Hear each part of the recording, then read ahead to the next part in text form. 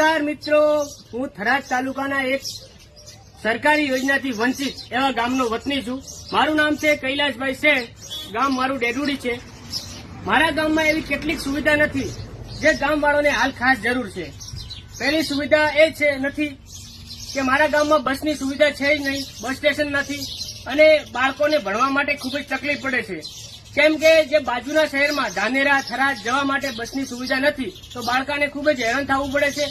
અને ખાસ એ જે મારા ગામમાં હાઈસ્કૂલ પણ નથી, એ હાઈસ્કૂલની સુવિધા સરકારશ્રીને નમ્ર વિનંતી કરવામાં આવે છે એ પણ જલ્દી કરે અને અમારા ગામનું ભવિષ્ય સુધારે.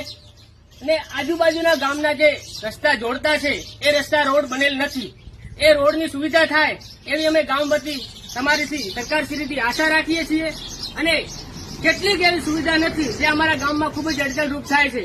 અને મહેરબાની કરીને સરકારશ્રીને નમ્ર વિનંતી કરવામાં આવે છે કે અમારા જે ગામની સુવિધા નથી એ જલ્દી પૂરી થાય એવી અમે આશા રાખીએ છીએ. અને વારંવાર તમને કહેવામાં આવે છે કે અમારા જે વિસ્તારમાં પાણીના તળ દિવસે ને દિવસે ઊંડા જાય છે એ પણ હજુ સુધી કઈ એની સુવિધા થઈ નથી.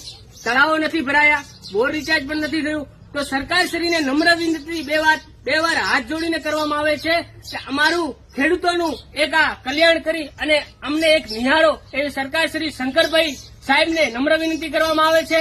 જય જવાન, જય કિસાન.